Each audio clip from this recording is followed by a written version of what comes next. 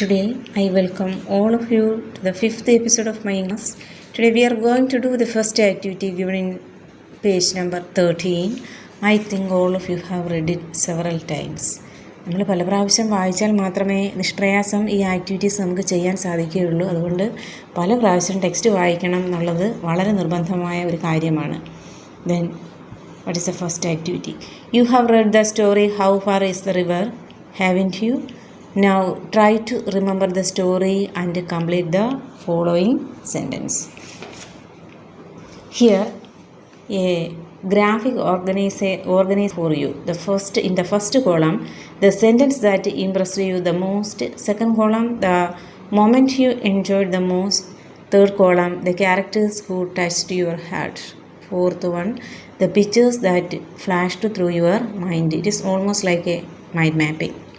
നമ്മൾ points collect ചെയ്ത് നമുക്കൊരു നല്ല ഒരു ഐഡിയ ഇതിൽ നിന്ന് നമുക്ക് ഡെവലപ്പ് ചെയ്തെടുക്കാം.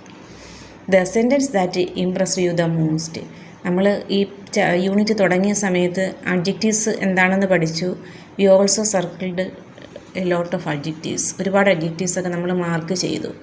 അപ്പോഴാണ് the sentence that Impress you the most എന്ന് പറഞ്ഞാൽ നമ്മൾ ഏറ്റവും കൂടുതൽ നമുക്ക് ഇഷ്ടപ്പെട്ട സെൻറ്റൻസുകൾ. അതായത് അതുകൊണ്ട് ഉദ്ദേശിക്കുന്നത് ഈ സംഭവങ്ങളല്ല, പക്ഷേ അഡ്ജക്റ്റീവ്സൊക്കെ ചേർത്ത് വളരെ ബ്യൂട്ടിഫുള്ളായി തന്നിരിക്കുന്ന സെൻറ്റൻസുകളിൽ നിന്നും കണ്ടെത്തുക എന്നുള്ളതാണ്. അപ്പോഴാണ് നമുക്കിതിനകത്ത് ഒരു സെൻറ്റൻസ് ഉണ്ടല്ലോ, തേർഡ് പാരഗ്രാഫിലാണ്. He stood in front of his house on the hill opposite the mountain and gazed across the valley dreaming of the river. It's a good sentence. Then another one is he missed the bangles she wore made music when she moved her hands, and it was also the hands spoke a language of their own. The girl വരുന്നത്. അപ്പോൾ അതാണ് the sentence that impressed you the most. Then the moment you enjoyed the most. നിങ്ങൾ enjoy ചെയ്ത moment ഏതാണെന്ന് കണ്ടെത്തി എഴുതണം. അവർ boy sacrificed a lot to reach the river. ഒരുപാട് സാക്രിഫൈസ് ചെയ്താണ് നമ്മുടെ ബോയ് റിവറിലേക്ക് എത്തിയത്. അപ്പോൾ ആ നിമിഷമായിരിക്കും സ്വാഭാവികമായിട്ട് നമ്മൾ ഏറ്റവും കൂടുതൽ എൻജോയ് ചെയ്തത്. ഇതാണ് sentence. A sudden roaring sound, the sound of the river, far down in the Valley, the river ടംബിൾഡ് over rocks, the boy gasped and began to run. He slipped and stumbled, but still he ran. Then he was ankle deep in the painfully cold mountain water, and the water was blue and white and powerful.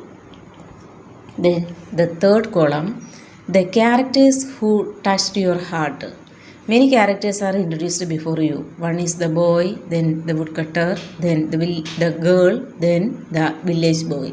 You have to choose one among them or more. Then the fourth column, the pictures that flashed through your mind. It is actually meant for visual images. The visual imagesനെയാണ് ഇവിടെ സൂചിപ്പിക്കുന്നത്. നമ്മുടെ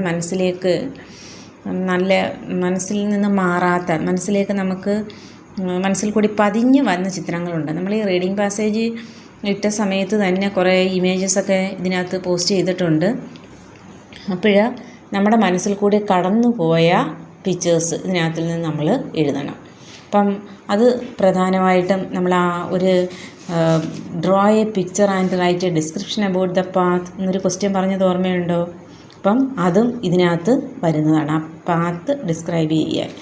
പിന്നെ അതുപോലെ തന്നെ അത് വരുന്നത് the boy feeling hungry unwrapped his loaf of bread and broke it in halves, offering one portion to the village boy. They sat on the hillside and ate in silence. അപ്പം ആ സെൻറ്റൻസും ഒരു വിഷ്വൽ ഇമേജ് നമുക്ക് തരുന്നുണ്ട്. അതുപോലെ തന്നെ കുട്ടി യാത്ര ചെയ്ത ആ വേ ഡിസ്ക്രൈബ് ചെയ്യുന്നതും അതുപോലെ വരുന്നൊരു വിഷ്വൽ ഇമേജാണ്. Then actually this activity is intended to write another discourse for you. That is, write an appreciation about the story. ഈ സ്റ്റോറിയുടെ ഒരു അപ്രീസിയേഷൻ എഴുതുക എന്നുള്ളതാണ് നമ്മുടെ യഥാർത്ഥ ആക്ടിവിറ്റി. ഇത് ഒരു അതിലേക്ക് നയിക്കുന്ന ഒരു ലീഡിങ് ആക്ടിവിറ്റിയാണ് നമ്മളിപ്പോൾ ചെയ്ത ഈ മൈൻഡ് മാപ്പിങ്ങിൻ്റെ. അപ്പോഴാണ് നമുക്ക് ഏറ്റവും പ്രധാനപ്പെട്ട ഒരു ക്വസ്റ്റ്യനാണ് appreciation of the story. First, we have to write something about the author. You know who is the author here? Here, the author of the story is Ruskin Bond. He is an Indian writer who writes in English, and he contributed a lot of stories to the children's literature. ബാലസാഹിത്യത്തിലേക്ക് ഒരുപാട് കഥകളൊക്കെ സംഭാവന ചെയ്ത ഒരു Indian writer who writes in ഇംഗ്ലീഷിലെ ഒരു Indian റൈറ്ററാണ് Ruskin bond. അപ്പോൾ അദ്ദേഹത്തിനെ കുറിച്ച് ചെറുതായിട്ട് നമ്മളൊന്ന് മെൻഷൻ ചെയ്യണം. Then I like the story very much. Then you have to write. നമുക്ക് ഈ സ്റ്റോറി വളരെയേറെ ഇഷ്ടപ്പെട്ട ഒന്നാണ്. Then the author describe the mountain the hill very attractively. വളരെ മനോഹരമായിട്ടാണ് അദ്ദേഹം മൗണ്ടനെയും ഹില്ലിനെയൊക്കെ ഡിസ്ക്രൈബ് ചെയ്തിരിക്കുന്നത്. Then we also got the boy's physical appearance and the woodcutter's physical appearance. ബോയുടെയും വുഡ്കട്ടറുടെയും ഫിസിക്കൽ അപ്പിയറൻസും അദ്ദേഹം മെൻഷൻ ചെയ്തിട്ടുണ്ട്. പിന്നെ നമുക്കിതിനകത്ത് നിന്ന് കിട്ടുന്ന മറ്റൊരു കാര്യം എന്ന് വെച്ചാൽ ചില സർട്ടൺ മൊമെൻറ്റ്സ് നമ്മൾ വളരെയേറെ എൻജോയ് ചെയ്ത ചില മൊമെൻറ്റ്സ് ഇതിനകത്തുണ്ട്.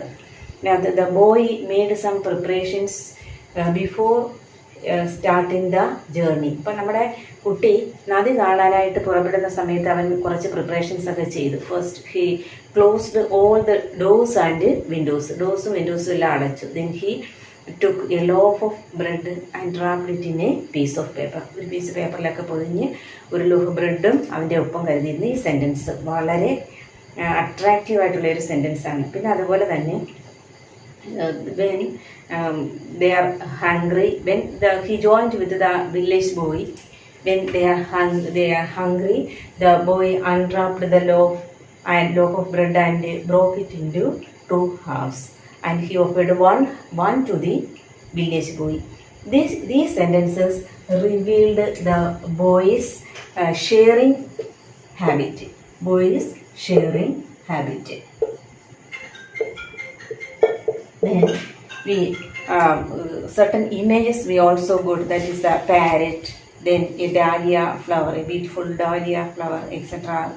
Very effectively the author mentioned. Then the last sentence, we know that our boy sacrificed a lot and finally he reached the river.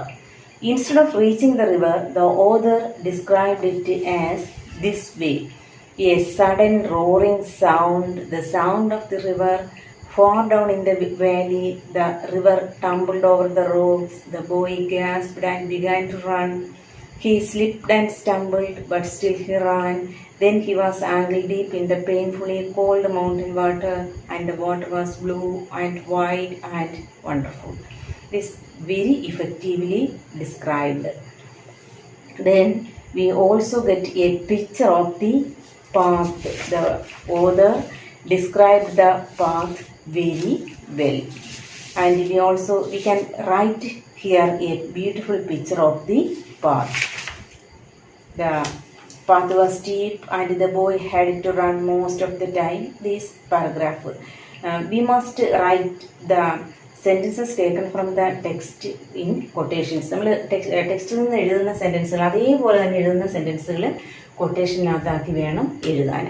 പിന്നീട് നമുക്ക് ലാസ്റ്റ് ഇതിനെക്കുറിച്ചൊരു കമൻറ്റ് നമുക്ക് കൊടുക്കാം. The author described almost all the incidents very clearly. എല്ലാ സംഭവങ്ങളും ഇതിനകത്ത് ചെറിയ ചെറിയ എല്ലാ ഇൻസിഡൻറ്റുകളും അദ്ദേഹം നമ്മുടെ ഓതർ വളരെ മനോഹരമായിട്ടാണ് ഡിസ്ക്രൈബ് ചെയ്തിരിക്കുന്നത്. അങ്ങനെ എഴുതിയിട്ട് നമുക്ക് ഈ ഡിസ്ക്രിപ്ഷൻ ഈ അപ്രീസിയേഷൻ ഇവിടെ നിർത്താം.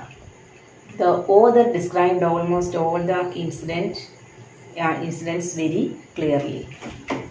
Here also our question is write an appreciation of the story. Write an appreciation of the story.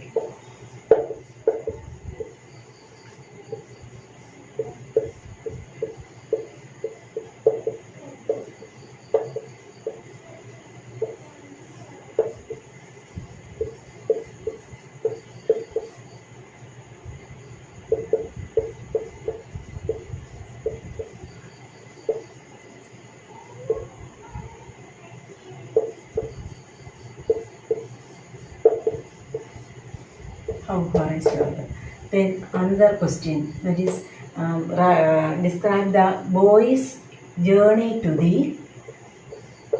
river. Describe the boy's